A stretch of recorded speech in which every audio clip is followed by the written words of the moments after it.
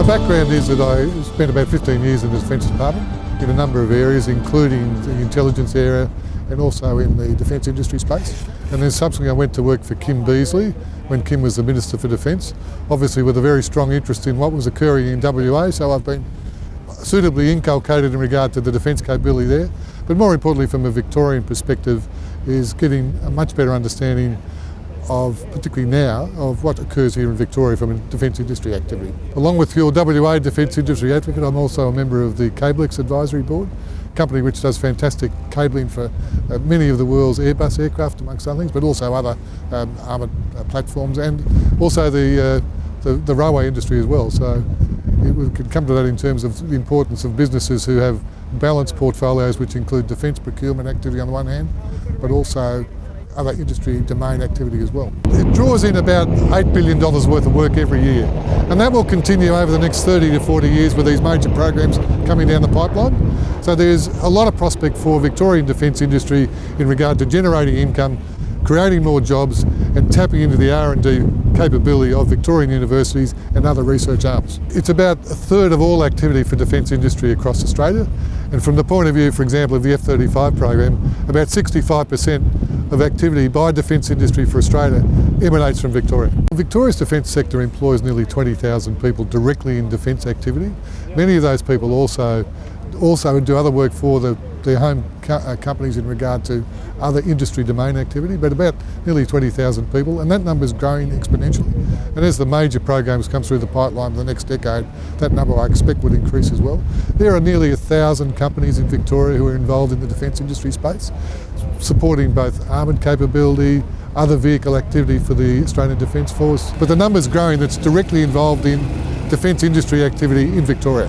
And they're companies which are members of supply chains for prime defence contractors, sub-prime defence contractors, or providing specialist support to the defence organisation, usually in advanced technology activity. They cover basically all of the defence domains. Very deep military history in regard to armoured capability. This is the manufacturing sector of Australia, based in Victoria. Places like Bendigo, where Thales Australia has been producing the Bushmaster, which is behind us, a vehicle which has saved hundreds of lives of Australians in operations in the Middle East, among other areas. Fantastic vehicle, developed through the R&D capability of the universities in Victoria, but also the know-how of companies like Thales and their supply chain based in Victoria and elsewhere. On the maritime side, we've got a very deep history in regard to frigate and destroyer design and construction. The facility down at Williamstown here, for example, was responsible for the construction of the last two FFGs for the Royal Australian Navy and the whole fleet of Anzac frigates. And in addition, there was a very deep involvement by Victorian companies in the Collins-class submarine design, build and sustainment.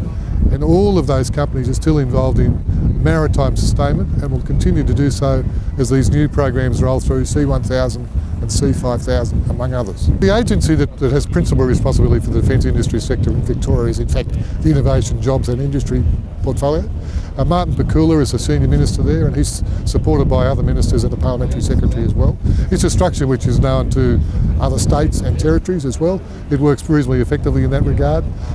It provides considerable support to defence industry companies, particularly SMEs, either those who are already involved in the supply chain for primes and subprime contractors, or those who are interested in joining the defence industry space. With the demise of the vehicle construction industry, for example, in Victoria, there's been a transition of a number of companies across into the defence industry domain. They have skills which are compatible, but they also need to do some reskilling and upgrading of some of their facilities. The government plays an instrumental role in assisting to do that, facilitating. Another important aspect of the role of government is to encourage R&D activity. And one of the really important developments for Victoria is Lockheed Martin, for the first time ever, has invested heavily in its Stellar laboratory at Melbourne University. First time ever, a multinational has taken serious R&D activity into Australia to produce capabilities vital for the Australian Defence Force. That's a huge plus. A big endorsement, for example, of the Defence Science Institute, which started in Victoria, has now been duplicated in a number of other states, including in WA.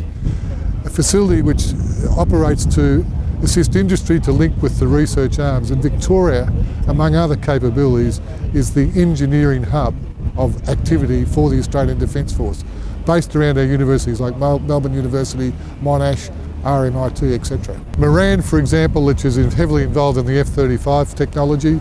They're doing tail activity for the F-35 program, cradles for mounting engines and things like this. And they have become a family-based company which has evolved from the railway sector into advanced defence industry activity over many years. Highly successful in regard to the supply chain activity that they undertake for BAE and Lockheed Martin, and that's just one example. But there are others like Quickstep and many more companies of exactly that ilk. Heavily involved in carbon fibre technology, which is the advanced technology for most of the military platforms, not only now but going forward in the future. Increasingly they're joining international supply chains for prime defence contractors of whom they are members of their domestic supply chain, but increasingly their international supply chain, and that export business will grow over time. One of the outstanding features of the involvement of the federal government, and I give particular credit to Christopher Pyne here, is the push to have Australia as the fulcrum of activity for F-35 sustainment for all the nations in the region. This is a fantastic opportunity for Australia, a fantastic opportunity for Victoria, but particularly companies like Quickstep and Moran and Lovett and others. The principal goals are to create more jobs, to offer opportunities for young Victorians to work in the defence industry space, particularly through their STEM programs, and to increase opportunities for export activity using Victorian companies supplying principally to major defence companies across the world, but also into other civilian domains as a consequence of the work they do in the defence industry space.